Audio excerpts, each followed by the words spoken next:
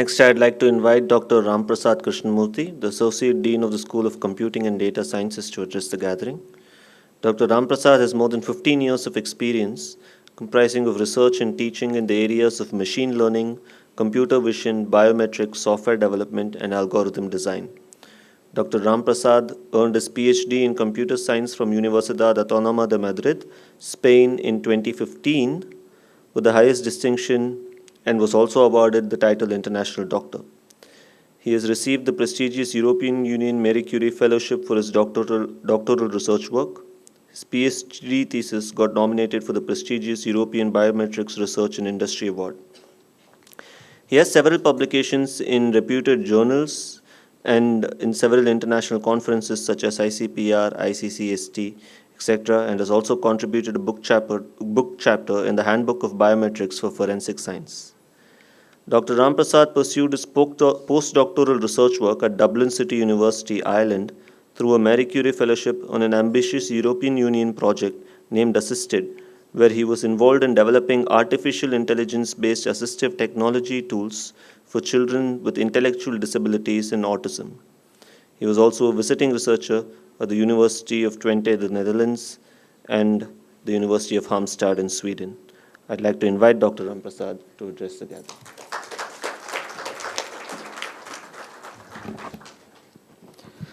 Thank you, Professor Vikas, for introducing. And good morning and a warm welcome to one and all. And our Honorable Chancellor, Honorable Vice Chancellor, and Professor John Michel's talk. So they wonderfully explained the context of liberal education. I would like to highlight about the kind of curriculum that we offer at the School of Computing and Data Science.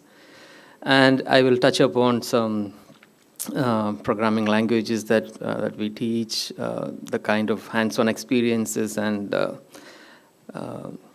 the assessment and the evaluation strategy. So I think that's where many are interested to understand about how the School of Computing and Data Science works.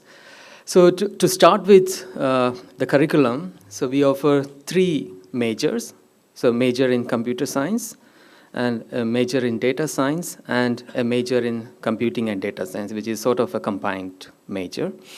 And that is well represented here in these equations, like CS plus X. So that is the major in computer science, and then a minor that a student can opt from the other schools. Likewise, a major in data science plus a minor from the other school. Or if a student wishes to also take a minor from the same school, they also can opt for that. So like a major in computer science and a minor in data science, or the vice versa. Or a student can do a combined major, like so that we call it as computing and data science.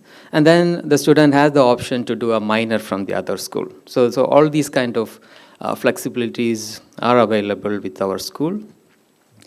About how we choose these majors, okay? The kind of curriculum that we offer is like every semester we offer a cluster of courses, and the student just reviews the course description. So we make these course descriptions available to the students. They review it, and then even they come and attend. It's like the window shopping kind of thing. So they come and sit through the lectures for the first 2-3 weeks. And then they make a final call, okay, whether I wanted to do this course or shall I push it to the next semester, or when it is offered later, I will register for this course. So all these kind of options are also available. It is not only like the flexibility in choosing the courses across the schools, but even about choosing what courses I wanted to do in that particular semester, whether I want to do it now or delay it and I will do it later. So if there are more courses that are of interest that is offered in a particular semester, then we are confused. Okay, well, how are we going to handle it?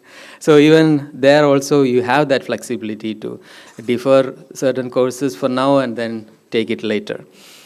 This is possible because we are not sort of following a classroom-based education, but rather we are following a lecture hall-based education. So the students just register for the courses, and they look at the timetable where these course lectures are offered. They just go to that lecture hall, attend the lecture, and then they are free. So this is the kind of education that we are following. That is why it is possible for the students to have that flexibility. But if we make them sit inside a classroom and navigate them through a fixed curriculum, then there is no way of having this flexibility. So this is another major difference that you would find with the kind of education at SaiU University with other places. Okay, so about the difference between the majors in computer science or data science or this combined major. As I mentioned, we offer a cluster of courses every semester, and there is a subcluster. So we offer a cluster of courses from the data science and a cluster of courses from computer science.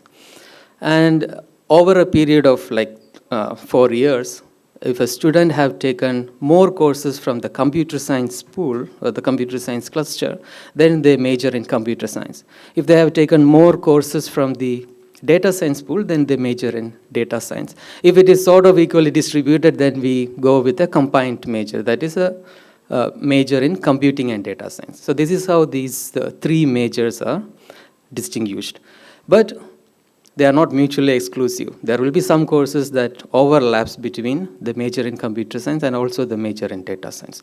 But there are few courses that differs, and that decides what major you are getting into. So so I talked about the major. We need only 50% of the entire credit requirement for a major. So for a BTech course at School of Computing and Data Science, we are offering the BTech curriculum. And 160 credits is required all over the 4 years. And 50% of that credit, that is 80 credits, if you take from the computer science pool, then you major in computer science. So that is another aspect. So only 50% of the credit is required to decide your major. And the remaining credits are there for you to explore other domains. Okay, so there's a lot of opportunities for you to explore other domains. You can do courses from School of Arts and Sciences, you can go and attend courses from the School of Law. Eventually, you should sort of accumulate 160 credits to graduate. So these decisions are left to the student. Of course, we do provide some guidance about their pathways, but it is all the student who will explore and then add the credits so that they can finally graduate. So this is the kind of education that we are offering it. So the student need to be a bit more matured and self-disciplined to navigate through a liberal education system. So that is another aspect, because in other curriculums, since it's all a rigid system, then there is no confusion for the student. They can just sit through and then just graduate. But when you come to a liberal education system, that is not the case. Initially, you'll feel like there are a lot of options, then you will be confused. So how are we going to navigate through this such a complicated system? Actually, it's not very complicated. Once you fix your interest, then you will automatically navigate through that system. It is not a very complicated system. And for the senior batch students, definitely we needed to have interactions with the students to think about how to navigate through.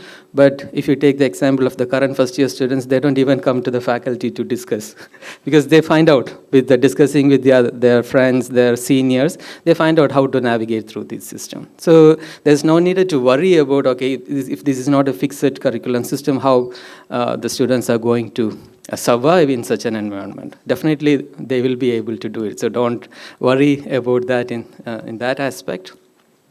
And these interdisciplinary, I have seen like from the BTech school, primarily they try to do a minor in biological sciences, economics, philosophy, international relations. So these are the kind of more popular kind of minors that we see within the School of Computing and Data Science. And it is very beneficial. So initially I thought like, okay, how we combine this computer science or data science with the biological sciences. But I myself had an experience about this interdisciplinary aspect. So there was a project proposal opened with the Ministry of Earth Science. It is about the deep ocean mission. So there we developed some technologies to explore and come up with new knowledge related with this deep ocean. So Professor Subbarao, who is the director of our Center for Research, so he shared with me about this opportunity. I was going through this and I was just looking at, because they are also interested in the faunal assemblages that are found in the deep ocean. So as a computer scientist, I am more familiar with how to apply computer vision techniques. So I'm familiar with that, but if I don't have the domain knowledge of biological sciences, it is very difficult to come up with new ideas, how to explore these domains. And when I was interacting with him, so he's a biological science professor, when I was interacting with him, so we got to know more enlightened about how we can combine computer science or artificial intelligence with biological sciences. So this is something that I lacked. When I was doing my undergraduate education or even a post-graduation, I didn't get these opportunities to do these kind of interdisciplinary studies. Of course, when I went to Europe, that is when I got exposed to interdisciplinary education. I was in Europe for 6 years. So that was a major eye-opener for me. Like, this is really great, but we didn't get this opportunity when I was in India. And our vice chancellor also said, like 50 years back, he had to leave India because there was no option.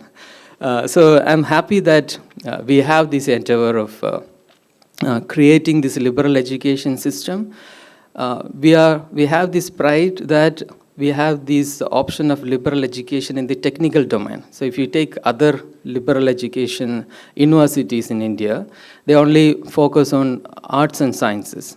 But we are the one with a liberal education system for the technical side. So that makes a huge difference. So this is all about our curriculum. And coming to the kind of programming languages, we as part of the courses, we also have programming languages like C, Python, R, Julia, Java. So all these kind of programming languages are taught. But primarily, we used to see that Python and C programming languages are significantly used in many of the courses. And coming to the evaluations, we also follow continuous evaluations. As Vice Chancellor has mentioned, it is all left to the faculty. How do they want to evaluate? So there is no fixed rubrics for how the computer science courses or data science courses are evaluated. It is all left to the faculty. And I'm sure like we have Professor Saraswati, who is a professor who offers courses in robotics and embedded system. I just wonder, she has an entirely different way of evaluating the students. And I'm sure that when she talks about the curriculum, she will explain how those things are done. So that's a huge difference here. So the way we evaluate the students are also very flexible, and we try to sort of give emphasis where the students have the hands-on experience and knowledge gained from these courses that they take from SaiU University. And if you have any further queries related to the aspects of the courses, so please feel free to come and interact with us. So from the School of Computing and Data Science, we have Professor Saraswati, we have Professor Ashok, and we have Professor Sam, and then Professor Amit, we have faculty here. And also from law school, I think we have Professor Siddhant is there. And from the arts and sciences, we have Professor Subbarao. We have this Professor Amit is sort of a joint appointment between both the schools, the School of Arts and Science and the School of Computing and Data Science. So feel free to come and interact with us. So with this, I would finish my talk. Thank you very much.